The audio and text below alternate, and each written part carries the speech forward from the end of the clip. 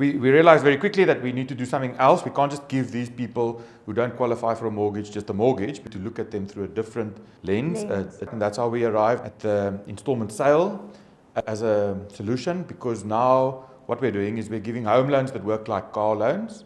And just by doing that, you change the credit risk, which changes the credit appetite, and suddenly we can serve all of these people. I'm here with Renier Kriek from Sentinel Homes, and I'm so delighted to have him here today. Thank you so much, Renier, for joining me today. Absolute pleasure. And to enlighten our home buyers out in the marketplace about the unique product offering that Sentinel Homes offers. You know, you've been a company that's been established for nearly 10 years now. You've helped over 500 families securing home loans and in the property market. And, you know, I feel that these families would not even have benefited of being homeowners today had Sentinel Homes not been in the marketplace, you know. How did you come to identify that there was a need for your product? When you started out on this brainchild, how did you identify that this was the solution that the marketplace needed? And how did you come about introducing that? The short answer, I think, Olin, is red wine. The slightly more explicated version is that we've been doing real estate finance for 13 years now. Incidentally, combined finance, which is the business out of which Sentinel was born, has its 13th birthday today. Oh, happy birthday. And so because we had been engaged in the market for real estate finance for long, we tried to continually identify where the gaps were, where people had demands or needs that were unmet.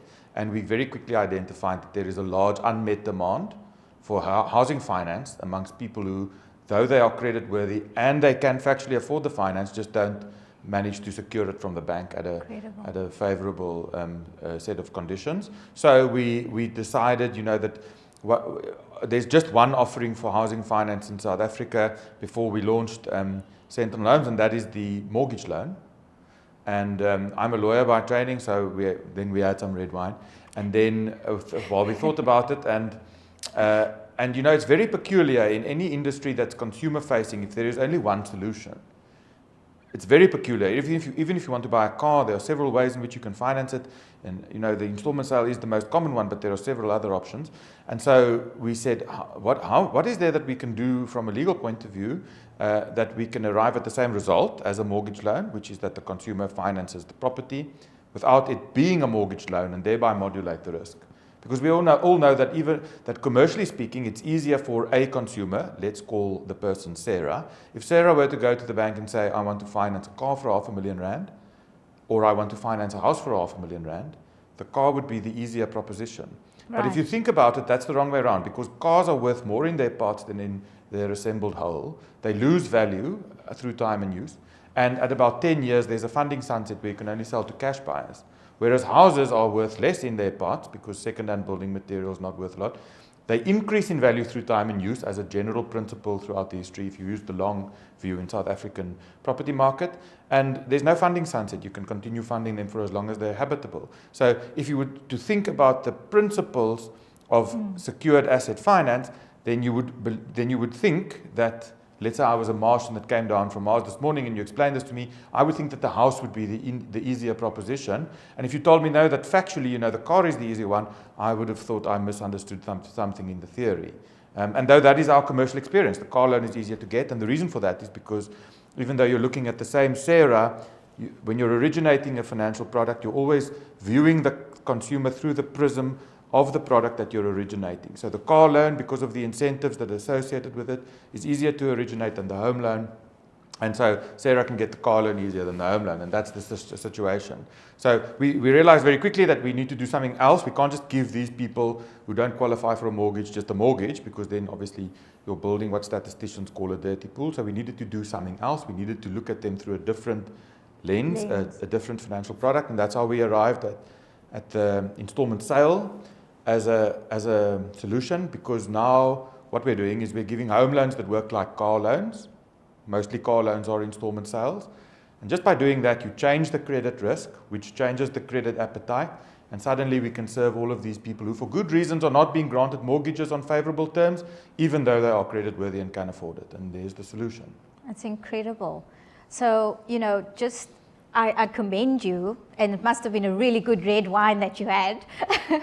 So thank you so much for bringing this product as a solution to the marketplace, because like you say, these people are creditworthy, they can afford to repay the loan, there's good reason to grant them the finance, and we see as bond originators these challenges. I mean, we get super frustrated because, for example, the self-employed client, that we struggle with time and time again, presenting the financials. And we have a case where if the salary drawn out of the company is not meeting the requirement for securing, let's say, the 2 million rand loan that he requires, however, the financial status of the position of the company is so healthy and so fruitful, yet the salary is the one that's being, held under a microscope lens. So I think that that's something that you also look at outside of the norm. Like, I understand the credit profile is something that we look at, but tell me a bit about, the self-employed cases that you get. Yeah, so I mean, the first thing I think, Olin, is that, people in South Africa, it's fashionable to do some bank bashing. We see this often in the press, especially when there's some headline about a foreclosure case that the bank took a hiding in. And I don't think those are productive for the market, but that being put aside, one must be careful, I think, because I think consumers often have this experience that they say the banks are useless or whatever because they're not granting me a mortgage, and I factually, I can afford it and I'm creditworthy and whatever. But it's not that the mortgage lenders are leaving their lunch on the table. It's just that they're responding to the set of incentives that they're being given by the laws and the regulations and things that surround mortgages. And in order to break that mold, you need to get out of the mortgage, which we've done, right? And there are several examples, like the one that you've given. Say the self-employed person. The banks look at self-employed people from a certain perspective, which is counterintuitive unless you've taken the time to actually study the data. It's easier, say, if you and I start a business together, Olin, and you're the owner, and I work for you, then theoretically it's easier for me to get the mortgage than for you, the business owner. And people will tend to say, that's silly, it's counterintuitive, because surely the business owner is a better funding proposition. Unless you study the data. And then you see, let's say the business we started together, Olin, was, I'm working for you, and let's say it's a laundromat. At the start of COVID, we lost all our hotel clients, and the laundromat was effectively shuttered. Now, you as the business owner, you have choices. With the available cash and savings and cash flow that may still exist, you now have the choice. You can either fund the business expenses and have the chance of recovering once the difficult time has passed, or you can cover your personal expenses, like your mortgage. Sane business owners paid the business expenses and left the personal expenses, like the mortgage, to be unpaid, because in a mortgage loan you have a very long runway and there's no social consequence for not paying, while the business expenses... You your immediately bread and suffer. butter. Exactly. While me as the employee, you were still paying me my salary, right? So I was still meeting my mortgage payments. And so on a statistical level, the self-employed client is a higher risk than the employed client. And that is why the banks are responding, or the mortgage lenders in general are responding to self-employed people in this way. However, many self-employed people are forced to rent, and a great many of them form, let's call it the cream on top of the rental market. They're really very good tenants who pay on time and whatever. And essentially what we're trying to do is we're trying to scoop that cream off the rental market and say, in this layer of cream, the good tenants, who of you are here because you want to rent and you stay there, that's fine. But those of you who are here because you're forced to rent, let's take you and we'll give you a home loan and make you a homeowner. Amazing. Yeah, that's incredible. And I think there's so many people that can attest to that, to you taking them out of the rental market. I mean, I literally had somebody come back to me after that you granted, Sentinel Homes granted her finance. She was ecstatic, over the moon, and her family now, today, she sent me a message, a WhatsApp message to say she's actually settled. She settled it and she's got the title deed now and she's so elated. She was just, the opportunity that came to her to be a homeowner. She could still today be renting That is Yes. a client that could, now she owns her own property, and that's something she can pass on to her children and children's children. I mean, you're changing the narrative here completely. So, I mean, those are very nice calls to get. We get them from time to time. I think you get them perhaps a little bit more often due to the way that the market works. But we get them from time to time, and I love fielding those calls because it's nice to be in a business where we are a business, we're making profits. And we're, this is the way that I pay also for my children to go to school and to eat and whatever. But in addition, we are firstly helping people who want help in a responsible way. And secondly, I think there's the larger political sort of imperative, which is this shared constitutional journey that we are on, which says in section 26 of the Bill of Rights that, everyone shall have the right of access to adequate housing, and we are doing our bit to achieve this constitutional project, which I believe very fervently in. Fantastic, and it's changing lives. It's really impacting people's lives in this home loan market that we are in. And so I'd also like to just touch on the way that, there's a part in the process, okay? and it's a different way that a purchase is structured, right? And so once we get the approval, we've got the approval, everything's done and dusted, and then there's a part where the offer to purchase is drafted. Substituted, yes. Correct. How do you manage that process? What does it involve, and how are the buyers and the sellers both mutually, legally speaking, safe? In terms of that whole redrafting of your offer to purchase agreement, the substituting of the OTP, and then how, legally speaking, are the pertinent points there that you assure both the buyer and the seller that everything is top notch? Yeah, so I think we should take a little bit of a journey when it comes to answering that question. All right. So the first thing is that we designed with the end in mind. And what I mean by that is that we wanted to give a home loan that, even though it is based on an alternative structure to the mortgage loan, arrives at precisely the same end result. So a home loan with Sentinel Homes looks like and quacks like and flaps its little wings like a mortgage loan, even though at base it is a different legal structure. But for the consumer, the purchaser who's taking this loan with us, it will be virtually indistinguishable from taking a mortgage loan with a bank, practically speaking, unless they don't pay us. And then because of the installment sale, the procedure is different. I would argue that it's to everyone's benefit in the transaction. And we can speak about how that process is different. But because that process is different on default, that's the reason we can fund these people, this orphan category of home finance applicants in the first place, right? And so what happens is that this is a home loan that works like a car loan. And people who've been astute and looked at the paperwork when they were buying a car, perhaps on finance, will have noticed that the dealership issues the invoice to the financier, Westbank, MFC, whoever it may be. And that is because in a car loan, typically, the financier is buying the car in order to sell it to the consumer on installment. Okay, so it's the same legal structure that we use for home finance that is typically used in the finance of cars and all consumer movable goods. And so we understand that is the legal structure, but as far as the practical consequences are concerned, if I take my financed vehicle and I drive out this narrow little alleyway down here where I parked, and I happen to hit, say, one of the pillars, you would think I was very particularly silly if I phoned up Westbank and said, listen, chaps, your car has a ding in it. We understand this is just the legal structure that's used to structure the security for commercial intents and purposes, even though it is an installment sale, and the financier technically owns the car until I've paid the final installment. I am the owner. If it increases in value, that's for my benefit. And if I have some bad occurrence like meeting a pillar, then that is also for my... Yeah, and I have insurance to cover me against that eventuality, right? So precisely the same thing will happen in an installment sale home loan. The other thing I think that is important to say is that installment sales of land are not novel. They're not something that I invented, even though I'm envious of the person who did. They've been around since people spoke Latin in the streets, obviously not these streets, other streets, but they've been part of our common law for yonks. The law is settled. And then in addition to the common law position, there is also the Alienation of Land Act, which is a 1983 statute, which I'm sure is much older than you are, Olin, and is also incidentally older than I am.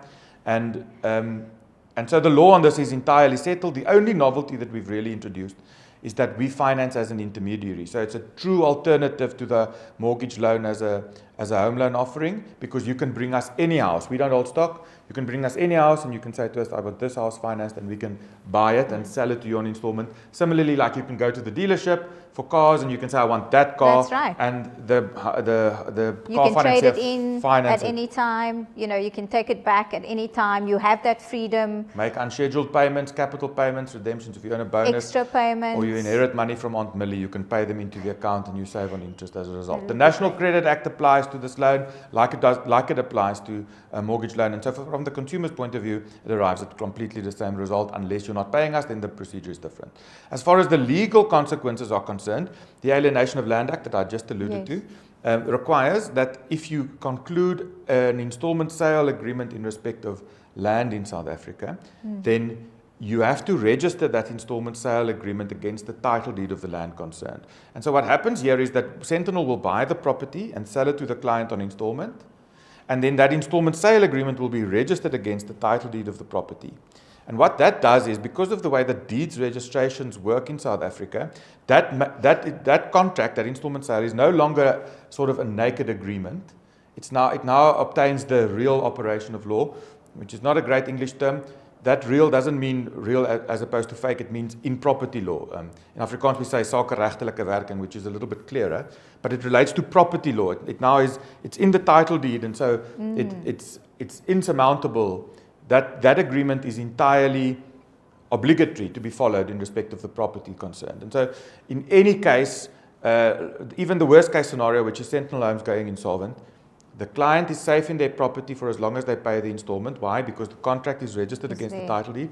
And even if they don't pay, then the contract needs to be followed. And the contract says, if you don't pay and you can't make an arrangement, then the property is sold, the home loan is settled, and any balance accrues to you, the consumer, even though you were in default. So it's an entirely safe way of doing it within the ambit of the laws that have been created to stymie all sorts of let's say, regrettable practices that used to exist in the middle of the previous century, that the legislature stymied by introducing the Alienation of Land Act. And because of that act, this structure is entirely safe. Yes, and then we took that and we said this was designed with, say, developers in mind. You build a block of flats and now you sell each one of them on installment. But that doesn't really address the open market need for housing finance, because most people don't want to go and see this house and then be frustrated in their finance application and then have to go down the road and find something else that they didn't, that doesn't spark their interest just because that one is available on installment. If you want to buy this house, you've gone, you've seen it, you've smelled the cookies baking in your imagination, you've imagined your future children running around on the lawn. You want that one, you don't want any other one, and that is what the product is designed to accommodate. Amazing, incredible. And so if I have a home loan registered with yourselves, if I sign a 20-year agreement, but I decide to sell that property again, there's no issue there. I give you a 90 days notice, same as the other home loan providers. Home loan conditions for the other banks work. And if I were to want to even switch my home loan, like switching is something that we do from bank to bank from time to time. That's also something that's allowed. Okay, that's incredible. That's fantastic. And this is what we need to know. The knowledge is so empowering. So thank you so much, Renier. And then the other thing is that, so when there's an estate agent involved with that substitution of the offer to purchase, and Sentinel Homes being the financier, like it works with the car installment process as well, they become the title deed owner essentially, but you still are repaying that home loan, and you can still sell, you can still, close your home loan early, settle it early. You can do everything that a conventional home loan allows you to do. The estate agent, sorry to digress there, but the estate agent still receives their commissions for the sale of the house. So that works, hand in hand with that substitution. Yeah. So how the substitution works is that the original contract that you submit with the application to us, Olin, has as its parties the seller, the current owner of the property, and the purchaser, our finance client. Yes. And what needs to happen, obviously, if we were to structure this as an installment sale, is that Sentinel needs to become the owner of the property in order to sell it on installment. Because the deeds registry's act says that transfers must follow the sequence of causes. And so what needs to happen is that Sentinel needs to contract with the seller to take transfer of the property with simultaneous registration of the installment sale agreement in favor of the purchaser. So this new contract, that's the substitution you've been speaking about. And that substitution is a standard form OTP on our conditions for the same price that the seller has already agreed to, in favor of the same purchaser that the seller has already found acceptable, paying the same commission to the estate agent that the seller has already agreed to. And so it should be a quick substitution, and we have almost no problem with it.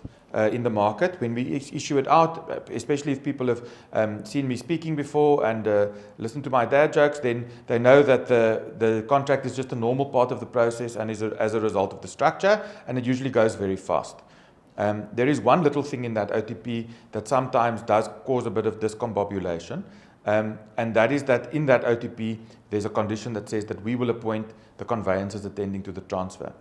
The reason we have that clause is simply for operational efficiency and for speed of execution. You know, if you're launching something into the market which is perceived as a novelty, you can't be associated with difficult transactions any more than you have to, right? Absolutely. Some transactions are difficult, and we specialize in dealing with them, but I don't want to create difficult transactions. So if you were to register, say, an ABSA bond, then deeds typists who register ABSA bonds generally don't register standard bank bonds as well, because even though a bond is a bond is a bond, each of those mortgage financiers has a manual that runs into the 300 or 400 pages about how to register that specific mortgage lender's bond, right? Because it deals with all the edge cases and the ifs and buts and whens. Right. And so that's why deeds typists specialize. Now we bring a new home loan offering to the market, which is slightly novel, and obviously we have our own operational procedures, and we rely on the transferring attorneys to perform those. And obviously, you know, we want to do that with people who are trained and who know the processes, and so we have a panel that consists of two of the largest firms in the country, and we realize that this may be slightly out of the ordinary for people, but the reason we do it is because we want for the sale to proceed as fast as possible, with as little drama as possible, and for everyone to be paid their money and to sail off into the sunset. So that's the one little peculiarity that is there, but it is there for a good reason. It does have two exceptions. We make exceptions in estates, deceased or insolvent, and then also in new developments, because in those cases the incentives are slightly different and the process works differently. Yes. But in normal sort of second-hand sales, which makes up the bulk of the volume, that is our requirement for the reasons that I've explicated. Well, I've only had amazing experiences with your conveyancers that you appoint. So, and they are super efficient. And like you say, you want to make sure that everything runs streamlined and they're well versed with the process, you know, entailed. And also if the deeds office, if there's maybe a clerk, you know, note raised here and there, they know how to handle that efficiently. Yes, they because must be we have like a rash. Exactly. The seller is you know, he's wanting things to move swiftly. Your buyer needs things to move swiftly. So everyone can be rest assured that the job will be done the way it needs to be. And with the least possible wastage of time. Absolutely. No, I agree. The one thing that I want to also talk about is a successful case that I've encountered recently. And, you know, we struggled with securing finance with the client's bank that he holds his portfolio with, which is a very sad, you know, reckoning to happen to somebody, you know, that has a vast portfolio held with the bank. They've got their business accounts there. They've got maybe investments and fixed deposits, etc., etc. And, you know, to get this reckoning and the shock to say, I can't get a home loan, you know, at my bank where I hold all of this in.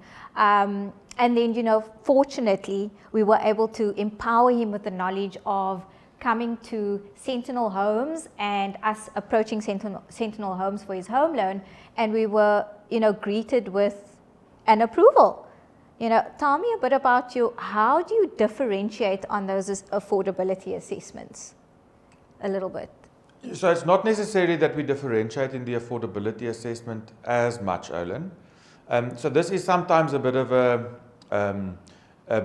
a sidestep for the mind to make, even for people who are in property finance, because So what I said earlier is that you look at the consumer through the prism of the financial product that you're originating. So in a retail banking environment, the client will qualify for the investment offering at his or her bank, and they will qualify for the car loan offering. Yes. And they will qualify for the fixed deposit. That one is the easiest to qualify for. Yes, of course. And then they'll qualify for Credit, all sorts of offerings. overdraft. But then each one of those offerings has its own rules, and those rules are drafted with reference to the set of incentives that the market and the law gives in respect of each of those products, right?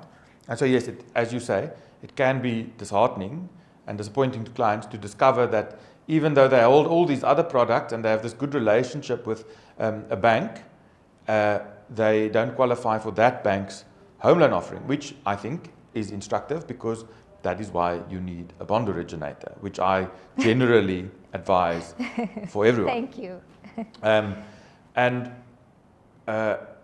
We were very happy to have that client, because I think, if we can use an example without using the person's name, perhaps shed some light on precisely the circumstances. This person was nominally self-employed because they invoiced as an independent contractor the company, the business or businesses for which they performed services. So the first thing that must be noted there is that it's services. Right. It's not the sale or trading of goods. Because if you have, say, if you're operating, say, a little corner cafe somewhere, then I can take your bank statements and I can see cash coming in and cash coming out, purchases of stock and sales of stock, but from that I can't surmise whether you're actually selling at a profit. To do that for a business that trades in goods, you need financial statements, because someone has to do a reckoning of, are we actually achieving a profit?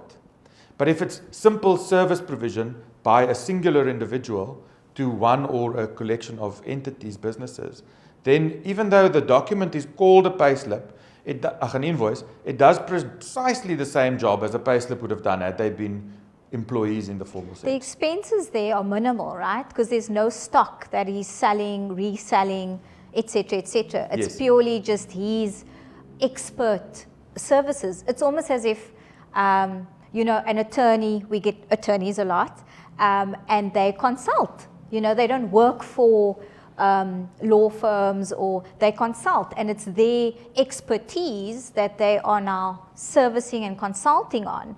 And so there's no real, like you say, there's no actual stock or trade receivables, etc., that you have to now ring fence for financials. So to put this in more formal sort of accounting language, if you have a business that trades in goods, then I can't divine your gross profit from the documents that you can provide, unless those documents include accounts. Correct. But if you're rendering a service, then the gross profit I can read off the invoice. And that's the start for the expense calculation. So unless I have the gross profit number, I can't start with the expenses. And so for that to go to the bank, the person invoices, and they may do so in their own name or through a corporate entity.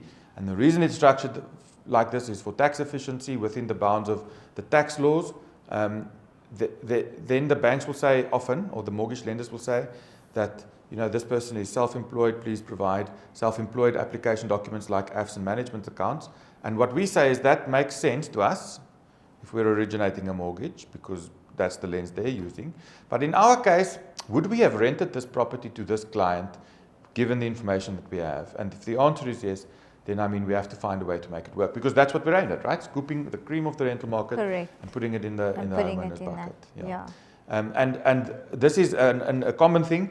People structure for tax for 99 out of 100 months. And then in the 100th month, they want a home loan, and then they realize that they're going to have to either rent or pay more tax in order to become a homeowner. And that really is... That is a sad story.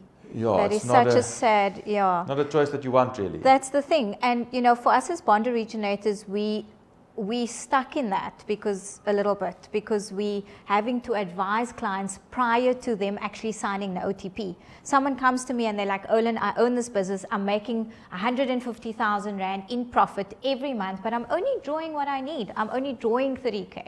Yeah. So you can't, as a bond originator, I feel like I shouldn't be in a position where I'm telling clients, go and pay more tax, to afford a loan. Rather, let me say, let's go to Sentinel Homes and secure finance there where they can look at your entire financial, you know, and look at your profits that you're making. Yeah. And dissect that on a really introspective exercise that you do. This is what also sets you apart.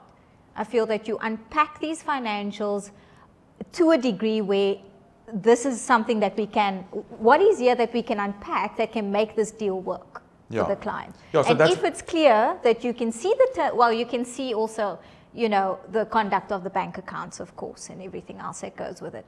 But I think just that on its own, what you've just touched on, that is such a sensitive topic for us.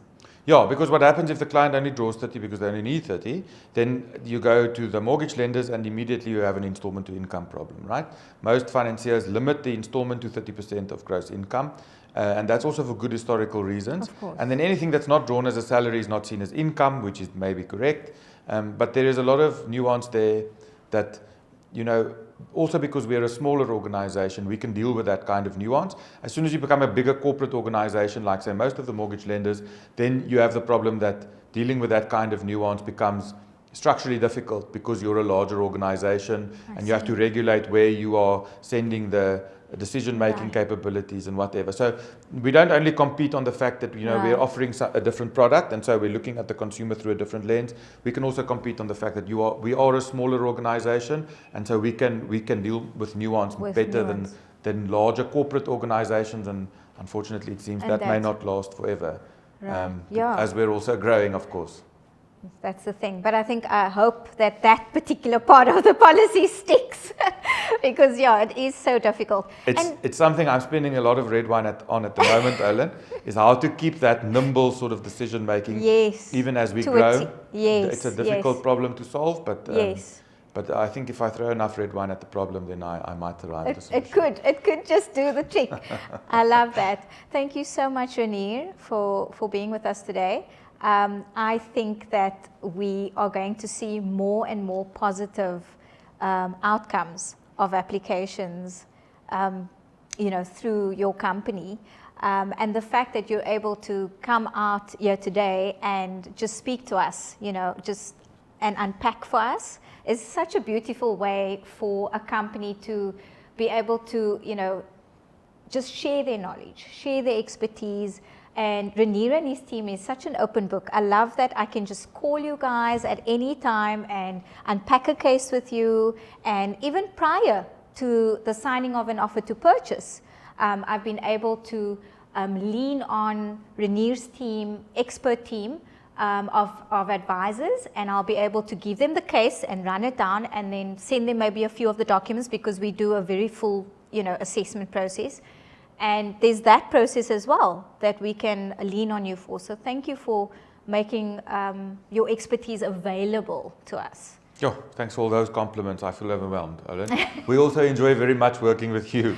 So thanks a lot for the support. You're welcome. You're welcome. So thank you so much for tuning in, and I'm looking forward to unpacking more successful stories.